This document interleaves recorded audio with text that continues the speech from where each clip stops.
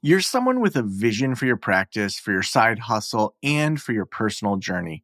But when it comes to establishing your path on how to get to where you want to be with your practice, things get a little messy. You're also someone who'd prefer to go in person instead of to groups and listening to everyone else's story. To me, it sounds like you could benefit from one-on-one consulting with our experienced practice of the practice consultants. From $5.95 a month and up, you can work with a consultant that will give you more direction and practical tried and tested tips matched to you and your goals. For more information, visit practiceofthepractice.com/apply. Again, that's practiceofthepractice.com/apply.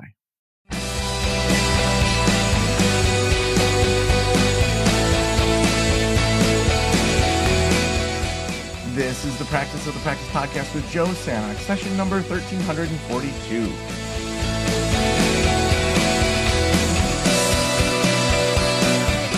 I'm Joe Sanok, your host, and welcome to the Practice of the Practice podcast, where we help you build a thriving private practice that you absolutely love.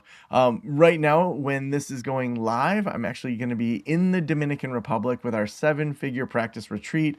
We're going to be hanging out with a bunch of 7-figure practice owners. I think we have 30 or so coming down to the Dominican Republic. We'll be hanging out, getting to know each other, masterminding. Just today, it's interesting because just today I was going through their onboarding, and we talked. One of the questions we said is like, what's one of the biggest kind of challenges you're dealing with, and what do you hope to get out of this retreat?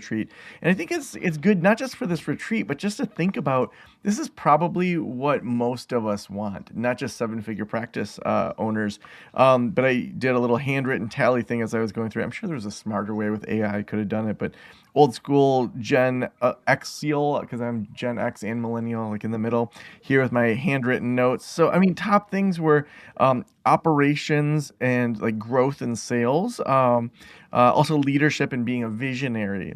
So even just thinking about those three things of this year, how are we thinking about growth? How are we thinking about money? How are we thinking about our leadership and transitioning into being a visionary instead of just, kind of a therapist or a clinician? Other top ones were connections with other people at the retreat. Obviously, they're coming in person, but even in our own lives, what are you doing to connect with people? It may not even be that you're doing it for therapy or for business. What are you doing to just build your connections? Like just last night, I hosted a viewing of Amy Poehler's masterclass from masterclass.com with our improv troupe, and we had 17 people come out to it. We watched her full 74 minutes. Would stop at about 30 minutes in. I'd stop and we'd do some activities and then jump back in. And we had so much fun learning together as an adult, and like getting together to watch this masterclass. It's really inspired something in me to want to host those kind of things just with these friends I know from improv. And so what are you doing to connect with other people? Some of the other things people said was they wanted to improve culture, their marketing, looking at KPIs. I mean, these are all things for our businesses that we should be thinking about.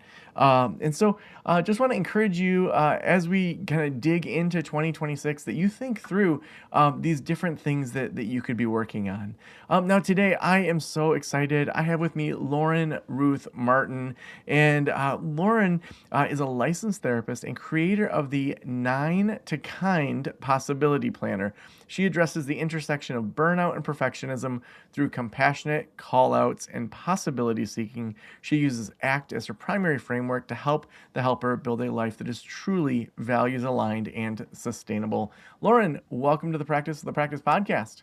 Thank you for having me. I'm ready to dive in. Oh man, I can't wait. As we were talking beforehand, I literally said to you, stop, like what you're saying is so good. Like, let's do this on the podcast. So right at the beginning, I love how you framed, before we were even recording, you were talking about burnout, but then you said not regular burnout, like I've taken on too much, but productivity guilt.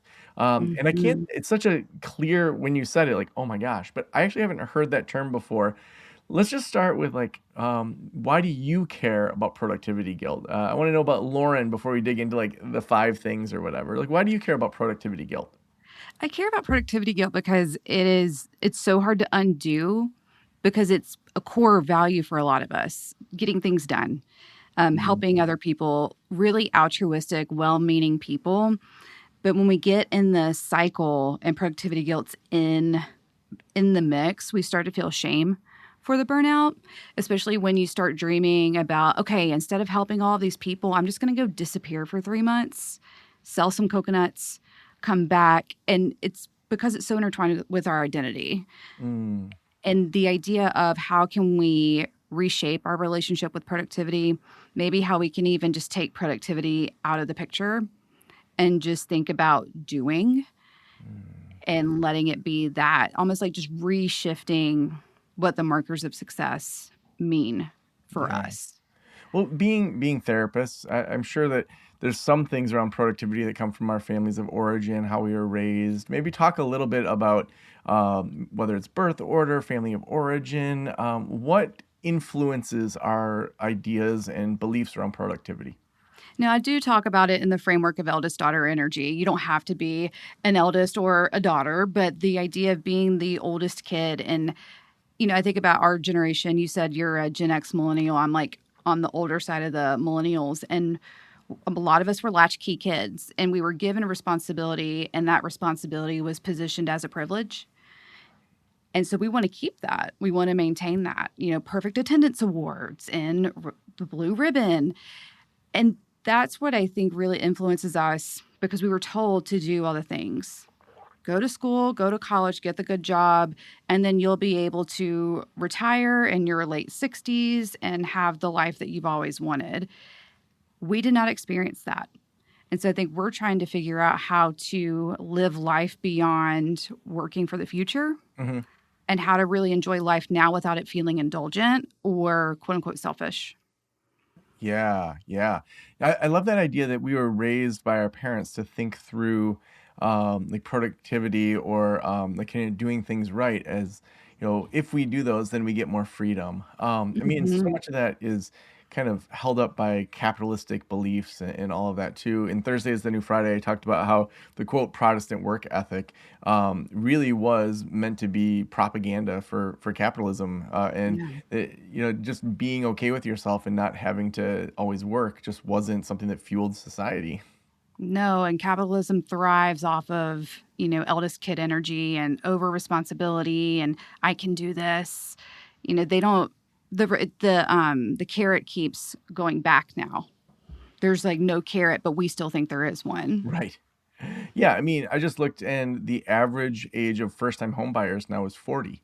Yeah. And I think that for me, I want to say when I look just a little bit ago, it was like 31 or something like that, And so I Mhm. luckily, for my age, got in at a time that we could still afford it. And I think it was like 3 times, 4 times our annual salary for a first-time home. And I think now it's like 5 or 6 times your annual salary. And so it's just there's so many things where I love that idea. Well, I don't love it. I hate the idea that the carrot keeps moving.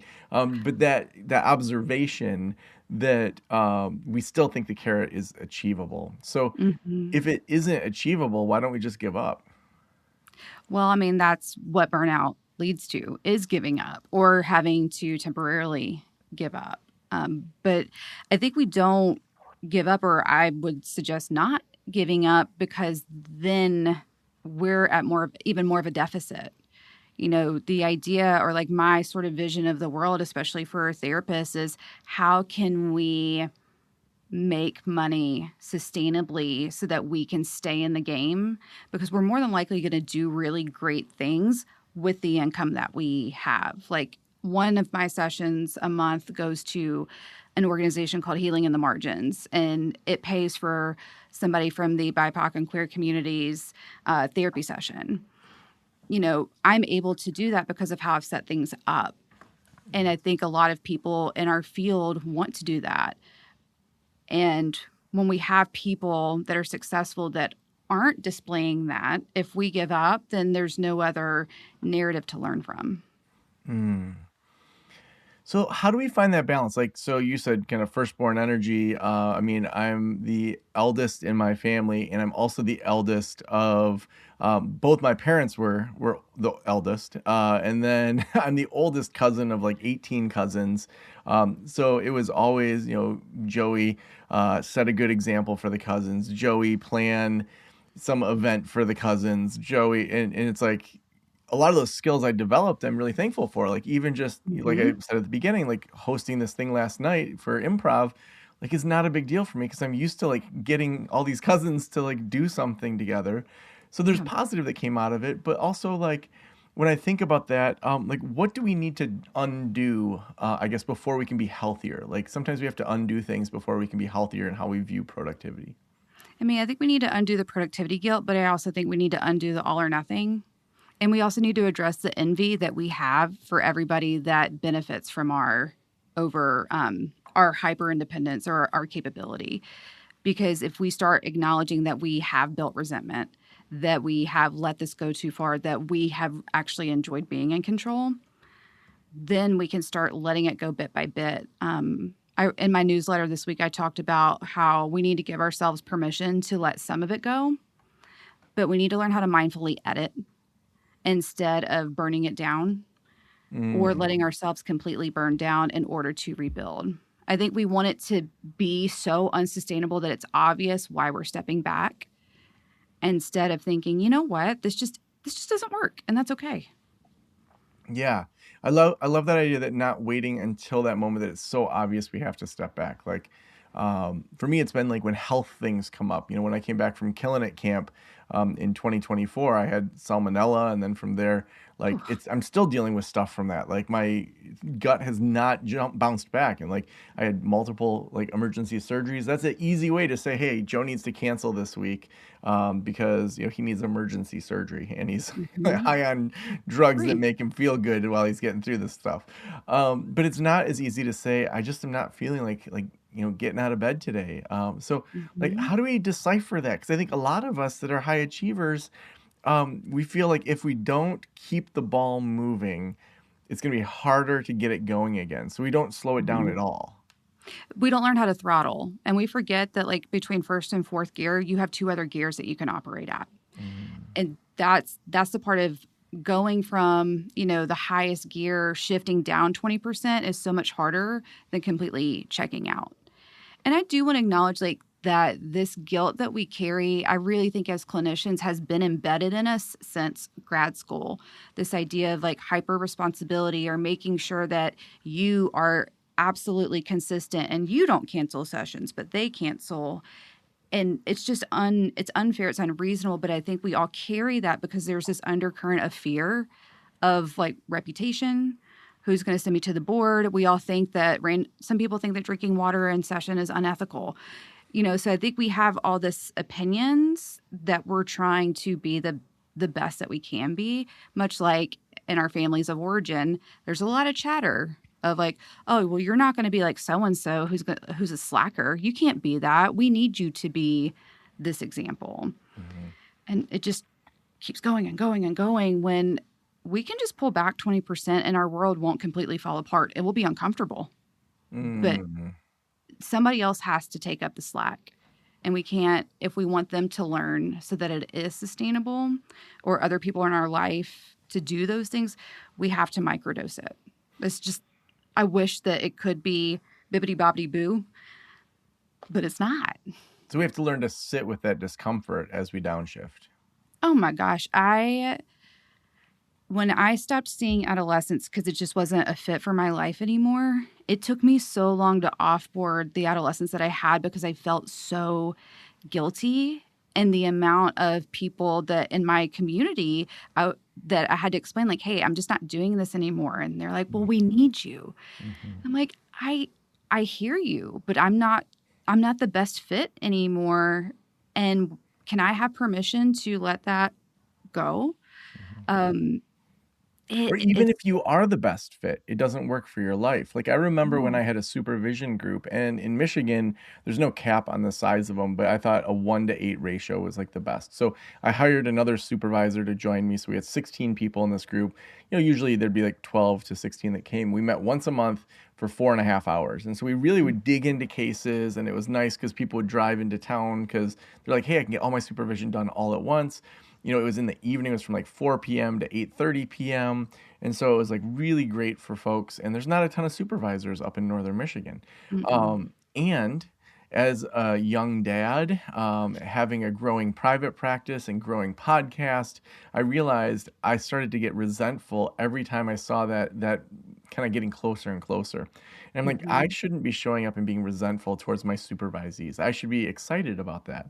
And so I Mm-hmm. eventually sold it to that other therapist that was doing it. But I was talking to my dad about it, and he said something that has stuck with me, and that's when you're really good at something, you're always going to be missed when you leave. And it was like, okay, like same sort of thing. When I stopped seeing adolescents, I'm like, I can't do after school anymore. Like it's just evenings don't work for me anymore.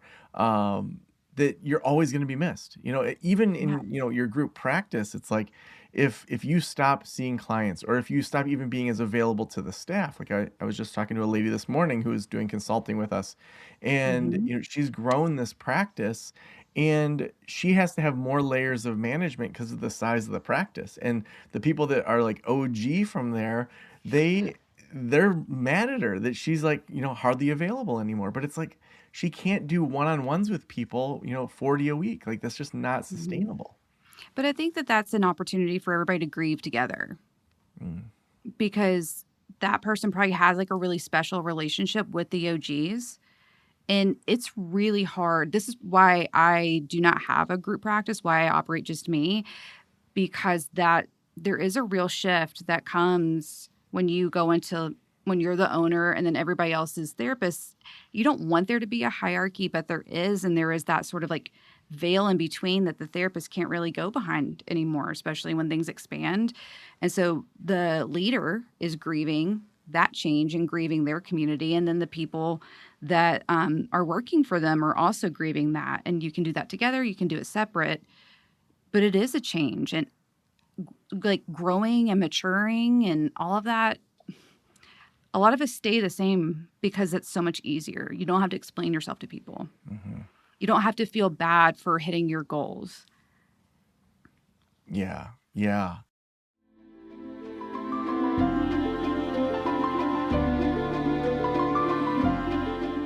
Something always comes up when you're running a private practice. Well, Gusto's payroll and HR services can make it a little easier. Gusto was designed for you, the small business owner.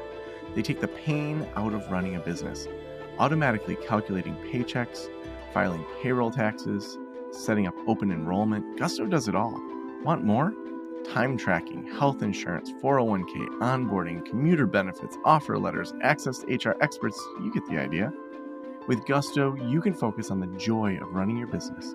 It's super easy to set up and get started. And if you're moving from another provider, Gusto can transfer all the data for you. It's no surprise 99% of businesses said the value they get for Gusto is worth the price. And here's the best part. Because you're a listener, you get 3 months totally free. All you have to do is go to gusto.com/Joe. Again, that's gusto.com/Joe. I'm telling you, you're going to love Gusto. Get started today. Now, what does it look like if someone has a healthier relationship with productivity? I like to think about it as agency and autonomy.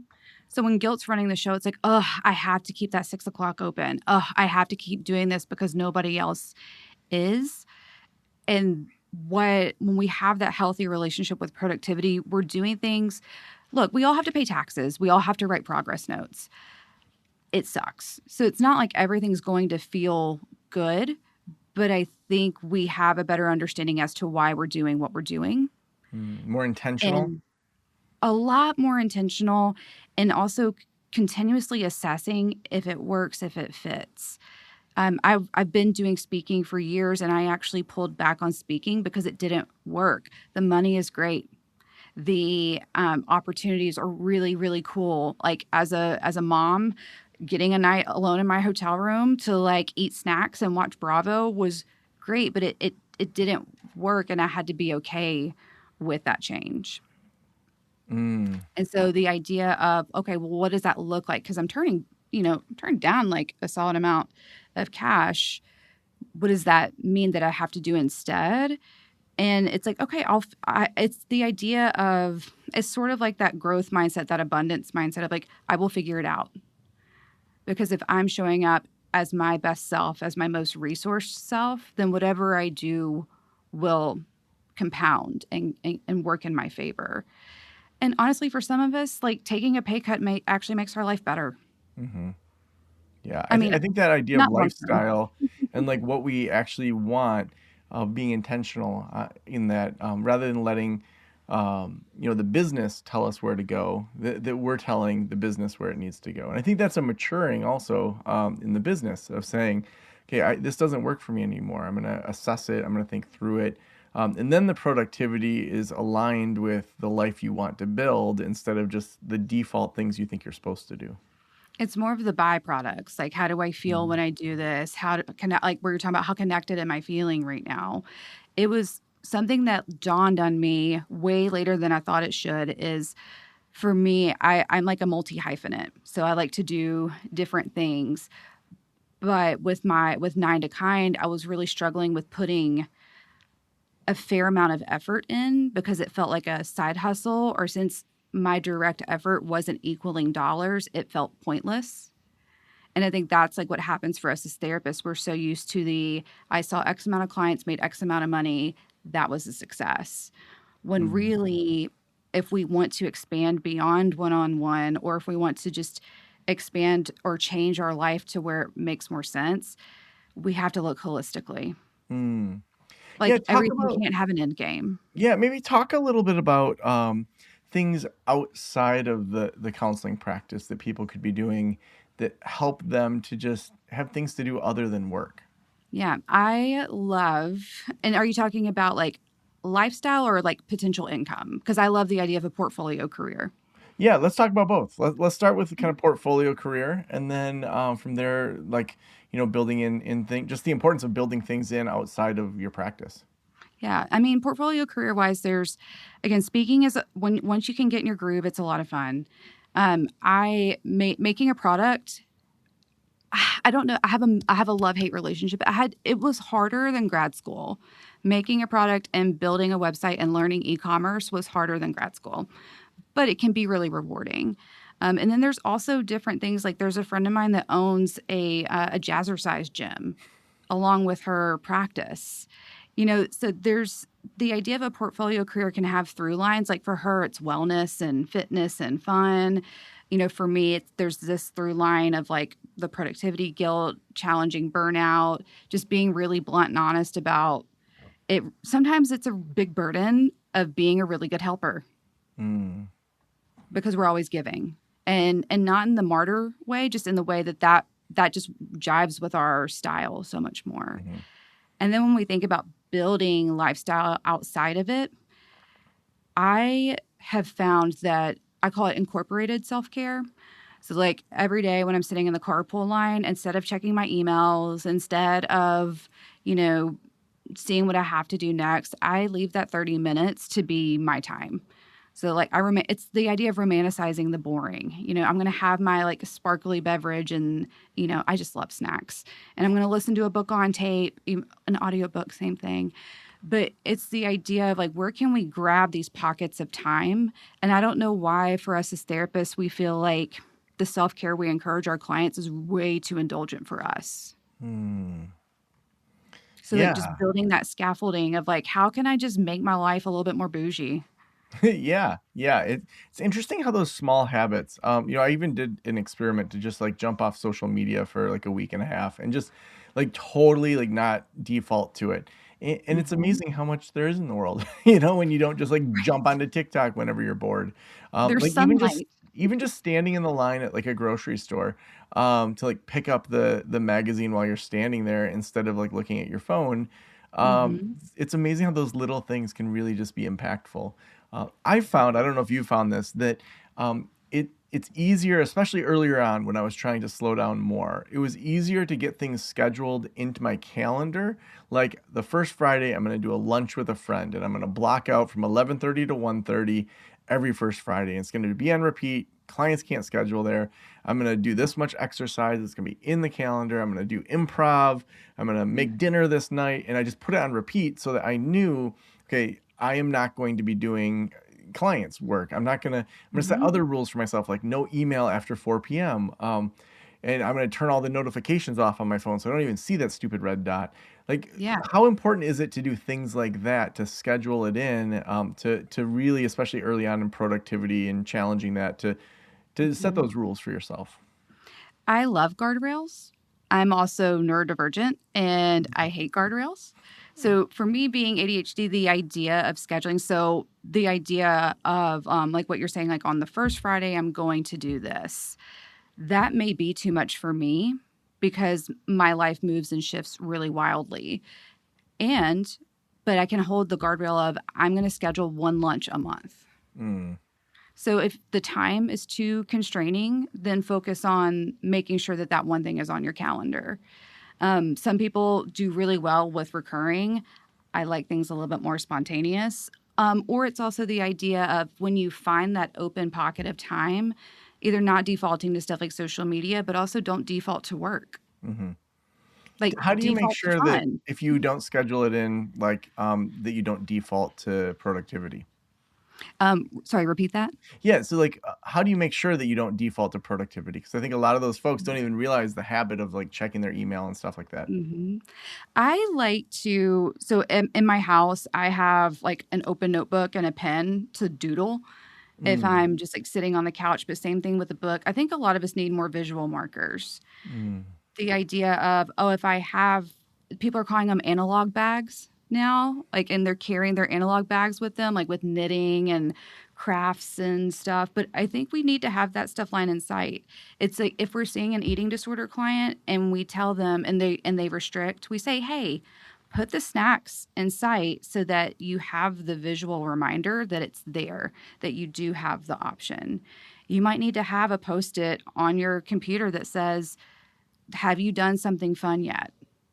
Fun mm. first, then you can be productive. Or you can be productive for 15 minutes and then you need to go have some fun or go have some quiet, like whatever that means. Well, I think that a lot of times what I see is the people that struggle with productivity also then their fun is still productive. They're like planking 5 minutes a day. They're like cooking and eating really well, and they're trying the Whole 30 diet, and they're like in a cold plunge group. And it's like, that's all fine. But like, Yeah. oftentimes it's like, well, is that genuinely fun, or is that scratching the same itch that work does? And like, Yeah. why can't you allow yourself to not be optimized? And I think that's the idea of the compassionate call out or just look where self-compassion comes in. It's not just giving yourself a break. It's saying, "Hey, is this actually fun?" Hmm. Yeah. Because when we actually do listen to ourselves, I always say you have to feel the cringe to change, but you Mm, can feel the cringe compassionately. And so it is that idea of like, if I'm doing this genuinely and it feels like fun to me, then I will know. mhm, Because for some people, a lot of fun things aren't fun. mm, Going to I'm in Nashville. So like going to Broadway is not fun. It used to be fun. mm, It's not fun anymore. So fun for me might be sitting on the back deck drinking coffee and bird watching. 25-year-old Lauren would be appalled at that statement. But we all have the right to define our fun, and we all have the right, but we have to be honest about what is truly bringing joy in our life. mhm. And some of us might just like to be busy, but is that busy for busyness sake? Is that busy so that you know that you were productive for the day? Or is that genuine energy from being around things that fulfill you? Yeah. Well, I think that figuring out that for yourself and playing with it, it's like, I didn't play video games from age probably 10th grade until just a couple years ago. And I got the girls a Switch, and because I wanted to play Mario Kart with them. And so we played Mario Kart. And then one night I'm like, I'm sick of Mario Kart. And I downloaded this one game, and I'm just like totally sucked into it. But it's like, I'll set a timer for myself for 20 minutes because I don't want to get sucked in too long. But it's one of those things that's just like, I've realized my brain needs to stay pretty active. So like I'll do hmm watercolor, I'll do improv, I'll play video games. I'm getting better at meditation, but like that's something that's always been a struggle for me. And so like that's my own like hurdle to choose if I want to try hmm to jump over it. But I think that understanding just like what is genuine fun versus like what's productive fun like is just so important. I mean, you can put fun on your to-do list, but it can't be something that is like, well, I did that for the day. Mhm. Like we again, we call our clients out when they come in. It's like, don't come to therapy to check the box. Come to therapy to like be engaged in it. Same thing with fun. There's a difference between having reluctance and going to that coffee and having that discomfort because it's different, as opposed to this is not my thing. Like putting a square peg through a round hole, like, and your body knows it. Your body knows it, you know it. I guess I'm hearing almost like, is it fun or is it fulfillment? Like I think about if I have free time, there's different spots in my house that definitely need to be addressed a bit from an organizational perspective. And so it's like, to go to the closet where it's just become like, medications and towels and just a dump spot. That wouldn't be fun, but it would be fulfilling. Like at the end of it, I'd be like, that was a good use of my time. And so I think sometimes thinking about like what is fun and like how would we classify that of kind of being in a flow state or being kind of lost in it and there's no achievable outcome that we're doing it for other than the journey itself and things like that. And what you just described is what I call boring self-care, because it's still self-care and it's the stuff that like haunts you every time you open that. But now like when you go to your improv class, that closet looks good. And so it leaves you more space for that. But I like the idea of like, was it fulfilling? Does it add value to your life? And not in a checkbox way, but just in a way of like, does it make your life worth living? I have a DBT background, and as much as, the acronyms kill me, the idea of having a life worth living, it's real. If 25-year-old Lauren were to look at nearly 40-year-old Lauren and say, oh my gosh, you bird watch? You have like, you put up bird seed every morning? They would question it. But if I talk about it, of like, well, I have a woodpecker and a chickadee, they'd be like, okay, like you can see that it lights you up a little bit. Have you seen those? This has nothing to do with what we're talking about other than bird watching. Have you seen the people on like TikTok that they have like a visor and then they put like the bird seed right in front of their face? That is my dream. If I can get to that. I've had some of them come really close. Like if I'm out there putting the bird seed out, they'll go to the other side and kind of like say hello. Oh man. Well, I hope you get there, Lauren. If every private practitioner in the world were listening right now, what would you want them to know? That you have every right to experiment and to do things that I think some other therapists would gawk at. Go speak corporate, go do your podcast. Like if you want to do a side hustle of painting banners, like go do it. Like, I think we just don't worry about this like martyrdom therapist professional persona that we've all at one point subscribed to. It's okay to rock the boat but you have to make sure you have the other people that also get you, cheering you on so that you don't stop. So good. If people want to connect with you, where should we send them? On Instagram, it's at Lauren Ruth Martin. And if you're interested in the 9 Kind Possibility Planner, you just go to 9tokind.com and you spell all of it out. It's a shout out to Dolly. Love it. Well, thank you so much for being on the show. Yeah, thank you.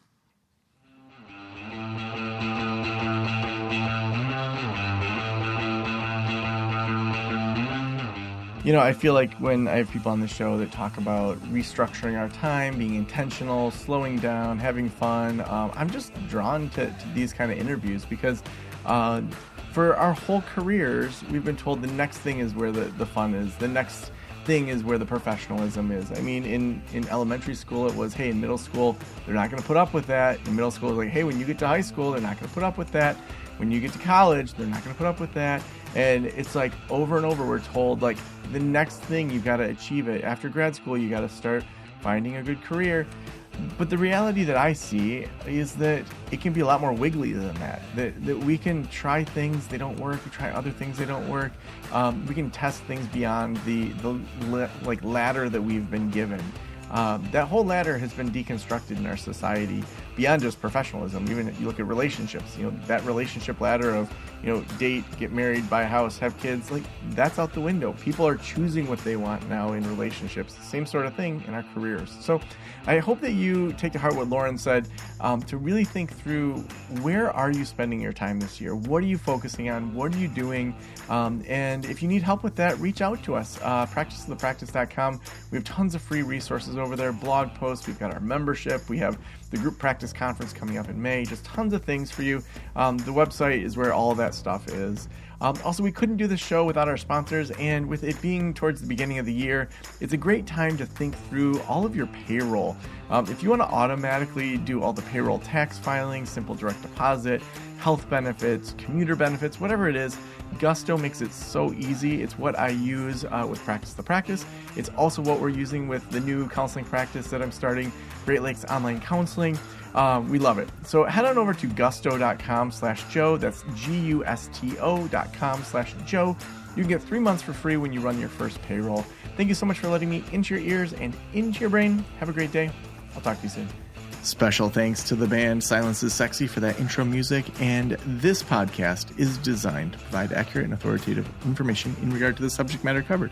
It is given with the understanding that neither the host, the producers, the publishers, or guests are rendering legal, accounting, clinical, or other professional information. If you want a professional, you should find one.